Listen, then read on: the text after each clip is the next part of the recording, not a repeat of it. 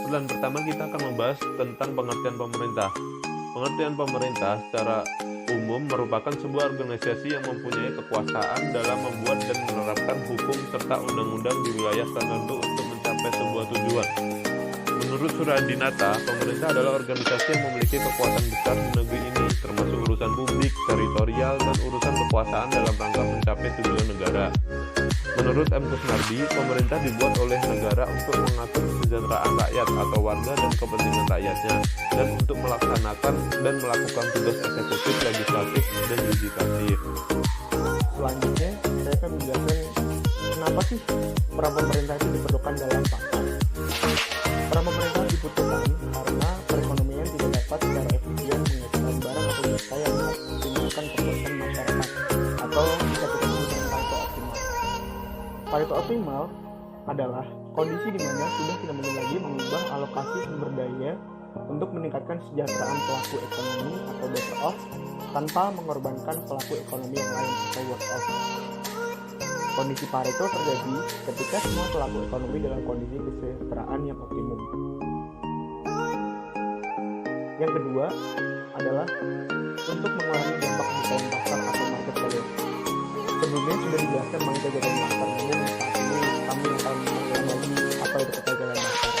Kegagalan pasar atau market failure adalah pasar gagal dalam mengalokasikan berbagai sumber ekonomi secara efisien guna menghasilkan barang dan jasa, atau dapat kita artikan juga sebagai mekanisme pasar tidak berfungsi secara efisien atau pasar kesenangan sulit tercapai. Apa sih faktor-faktor kegagalan pasar? Menurut buku Guritno, ada beberapa faktor-faktor kegagalan pasar. Yang pertama, common use. Yang kedua, barang publik yang algoritma. Yang ketiga, eksternalitas. Keempat, kegagalan informasi. Kelima, pengangguran. Keenam, adanya unsur ketidaksempurnaan pasar. Yang ketujuh adalah adanya pasar tidak penuh atau incomplete market. Dan yang terakhir, adanya ketidakpastian atau uncertainty.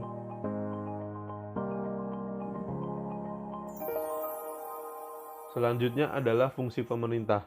Menurut Adam Smith, pemerintah memiliki beberapa fungsi. Yang pertama adalah fungsi pemerintah untuk memelihara keamanan dalam negeri dan pertahanan. Kemudian yang kedua adalah fungsi pemerintah untuk menyelenggarakan peradilan. Dan yang ketiga adalah fungsi pemerintah untuk menyediakan barang-barang yang tidak disediakan oleh pihak swasta, seperti halnya jalan, dam-dam, dan sebagainya, atau biasa kita sebut dengan barang publik. Selanjutnya adalah fungsi pemerintah dalam perekonomian modern. Menurut Richard M. Musgrave, fungsi pemerintah ada tiga, yaitu fungsi alokasi, fungsi distribusi, dan fungsi stabilisasi. Fungsi alokasi merupakan fungsi pemerintah untuk menyediakan pemenuhan kebutuhan publik.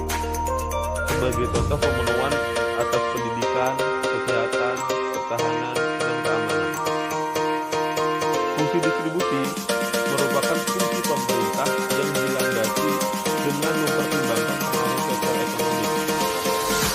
Sebagai contoh adalah distribusi pendapatan, kesempatan memperoleh pendidikan yang sama, mobilitas sosial, dan lain sebagainya. Fungsi stabilisasi merupakan fungsi pemerintah yang menyangkut usaha untuk mempertahankan kestabilan perekonomian. Contohnya adalah kebijakan fiskal dan kebijakan moneter. Selanjutnya saya akan menjelaskan ketersediaan barang di Indonesia yang dibutuhkan oleh masyarakat tidak di seluruhnya dapat disediakan oleh swasta melalui mekanisme pasar. Maka dari itu diperlukan peran pemerintah untuk menyediakan barang tersebut di luar mekanisme pasar atau dapat kita sebut dengan barang publik. Barang tersebut bersifat non-prival, non-exclusion, dan non-divisible. Fungsi alokasi dilaksanakan pemerintah dalam rangka penyediaan barang dan jasa yang dibutuhkan oleh masyarakat. Apa sih contoh barang-barang publik itu? Contoh barang publik salah satunya seperti pengembangan infrastruktur, contohnya jalan pembangunan, lalu penyediaan layanan publik seperti pendidikan, kesehatan, pertahanan, dan keamanan. Penyediaan barang publik akan menimbulkan dengan penyediaan barang pribadi melalui mekanisme pasar. Kita lihat kurva di samping. Kurva CM di atas adalah kurva yang menunjukkan produksi suatu negara dengan kepastian produksi barang pribadi maksimum jika seluruh sumber daya digunakan hanya untuk memproduksi barang pribadi maksimum. Jika seluruh sumber digunakan hanya untuk memproduksi barang pribadi adalah sebesar M, dan untuk barang publik kapasitas maksimumnya sebesar C. Pada titik A, untuk menyediakan barang publik sebesar G1, dibutuhkan pengorbanan barang pribadi sebesar X1M. Maka, apabila pemerintah menaikkan produksi barang publiknya menjadi sebesar G2, akan lebih besar barang pribadi yang dikorbankan, yaitu sebesar X2M. Selanjutnya adalah fungsi distribusi. Fungsi distribusi pemerintah terkait dengan upaya agar pendapatan maupun kekayaan terdistribusi secara merata dalam mendorong pertumbuhan ekonomi yang optimal. Tujuan dari fungsi ini adalah memaksimalkan asas keadilan, di mana ada distribusi yang sesuai bagi yang kaya maupun miskin dalam perekonomian. Pemerintah dalam rangka melakukan fungsi distribusi harus membuat kebijakan dengan tujuan: 1. Alokasi sumber daya ekonomi dilaksanakan secara efisien. 2. Kekayaan terdistribusi secara baik dalam masyarakat. Contoh kebijakan adalah mekanisme distribusi anggaran, APBN dan APBD, pengenaan pajak progresif, dan pemberian subsidi. Menurut Richard E. Musgrave, distribusi pendapatan ada 3. 1. Skema tax transfer. Skema tax transfer adalah kombinasi pajak progresif dari yang berpendapatan tinggi dengan subsidi kepada rumah tangga yang berpendapatan rendah. 2 adalah pajak progresif. Pajak di mana orang yang berpendapatan tinggi dipotong pajak lebih besar daripada yang berpendapatan lebih rendah.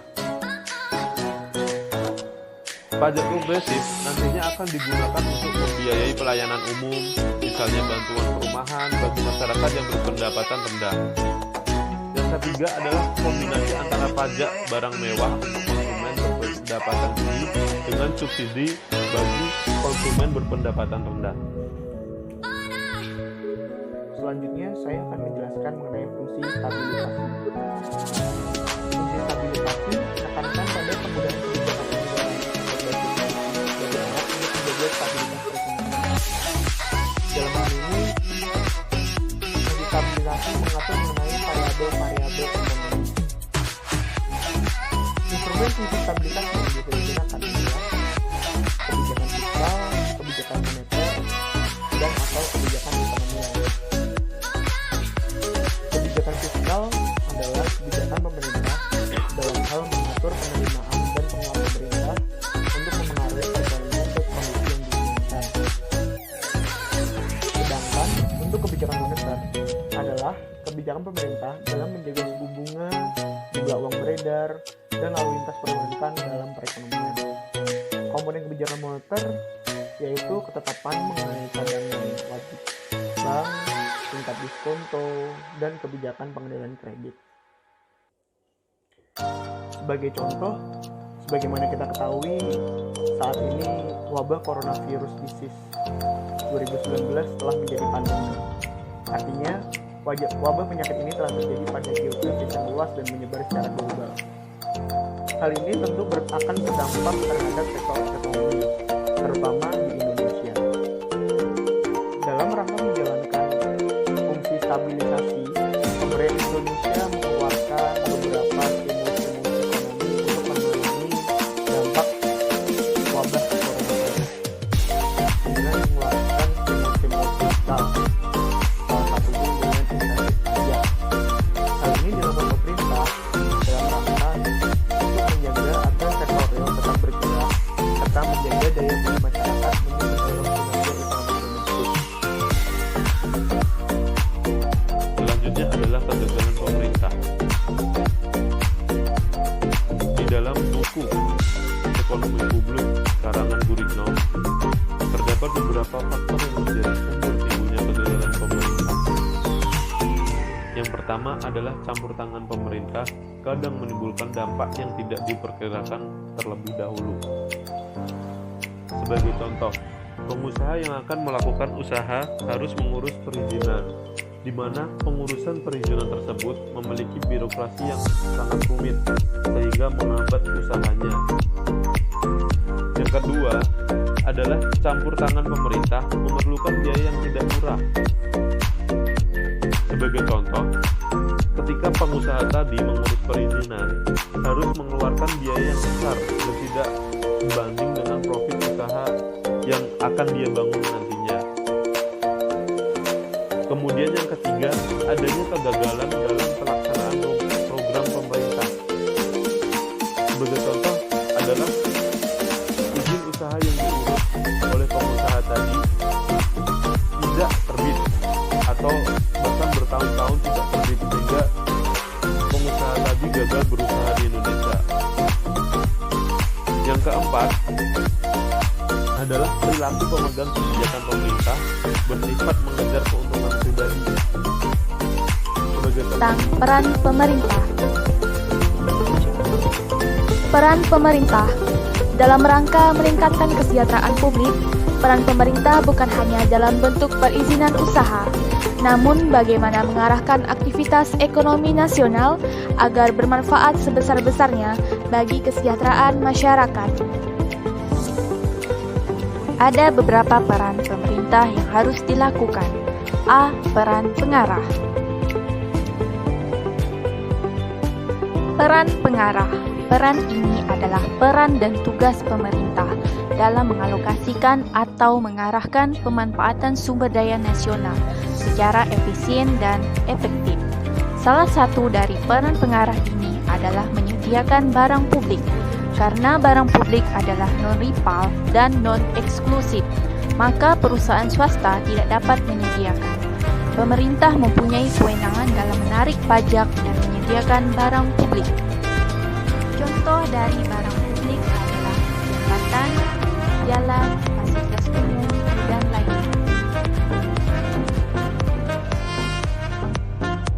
Alokasi sumber daya yang efisien dapat didefinisikan sebagai kondisi dalam struktur pasar di mana sumber daya yang dialokasikan oleh pemerintah sesuai dengan keinginan masyarakat. B. Peran pengatur. Peran pengatur. Dalam perannya sebagai pengatur, pemerintah membuat berbagai peraturan dan kebijakan yang berkaitan dengan kegiatan ekonomi. Peran pengatur ini terwujud dalam adanya jaminan kompetisi yang diatur dengan Undang-Undang Antitrust yang dapat menjamin kompetisi dengan melarang kolusi dan praktik anti kompetisi yang lain. C. Peran distribusi. Peran distribusi. Peran ini merupakan peranan pemerintah sebagai distribusi pendapatan dan kekayaan. Kegiatan dalam mengadakan redistribusi pendapatan memberikan koreksi terhadap distribusi penghasilan yang ada dalam masyarakat. Pemerintah dapat merubah distribusi pendapatan masyarakat baik secara langsung maupun tidak langsung. Secara langsung misalnya dengan pajak progresif, sedangkan secara tidak langsung bisa melalui kebijakan pengeluaran pemerintah. Peran stabilisasi. Peran stabilisasi. Pemerintah dalam kemampuannya untuk menarik pajak dan membelanjakannya serta pengendalian uang beredar berusaha mewujudkan full employment atau penggunaan sumber daya secara penuh, stabilisasi harga, dan tingkat pertumbuhan yang tepat. Usaha pemerintah mencapai tujuan tersebut melalui pengadilan jumlah uang beredar, disebut kebijakan moneter. Peran stabilisasi pemerintah dilakukan jika terjadi gangguan dalam menstabilkan perekonomian.